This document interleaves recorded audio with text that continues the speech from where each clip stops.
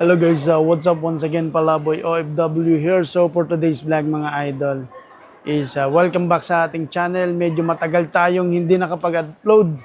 Medyo tinamaan tayo ng parang tinamaan tayo ng katamaran. Pero feeling ko hindi ko feel mag-vlog ng mga nakaraang linggo. Hindi ko alam kasi nararamdaman ko to. Ewan ko kung ibang vlogger nakakaramdam ng ganito. Parang naubusan ka na ng ideas. Parang walang gana ka lang, yun lang. Pero anyway, magbablog tayo ngayon. Then sagutin natin yung mga, as usual, yung mga katanungan ng mga kababayan nating OFW dito sa Kuwait, lalo na yung mga first timer, is hanggat maaari, sagutin natin yung mga tanong nila. Although mga matatagal na tanong na to, pero may mga iilan dito na ganito pa rin yung mga tanong nila. So ito, tungkol to sa GCash mga Lodi. Ang sabi ni Idol, bakit po ako nag-cash in ako sa GCash ng Saturday ng gabi, Sunday hindi pa pumasok, Lunes ko pa ba matanggap? So nangyayari ito, no? Nangyari na rin to sa akin eh. So si Kabayan nag-cash in dito, let's say Saturday, hindi pa pumasok ng Sunday. Ang normal ng mga Lodi kapag nag-cash in ka, direct to your number sa GCash mo.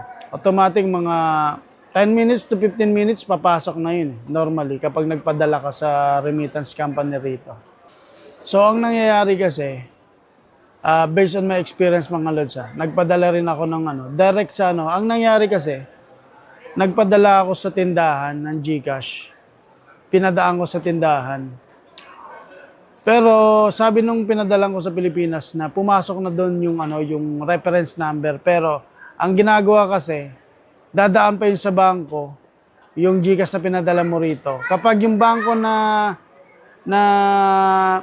naka-tie up dun sa tindahan na yun or connected siya sa tindahan na yun, is hindi pa nagpapadala or confirm ng bangko nung tindahan, is hindi pa nila kina-cash out yung pera. Yun. So nag-aantay pa sila ng confirmation ng bangko nung tindahan na yun para ibigay yung pera, para i-cash out, para sigurado. Kasi siyempre, mahirap na nga naman na magre-release ka ng pera tapos wala pang confirmation ng bangko nung GCash outlet doon sa Pilipinas, let's say yung tindahan, hindi nila ibibigay yung pera. So, ganun yung nangyayari. Kaya, kung may direct number ka naman na GCash na papadalhan doon sa tao, automatic yung mga 10 to 15 minutes nandun na. So, don't worry mga idol, papasok yan. It's a matter of time lang ng confirmation ng bangko dyan sa Pilipinas doon sa tindahan. Based on my experience, ganito yung na-experience ko. Ewan ko sa iba. So, yun lang mga lods. Simple lang. Palaboy OFW here. Kung may gusto lang kayo itanong, comment down below and sagutin natin hanggat kaya nating sagutin. Ingat mga Lodi.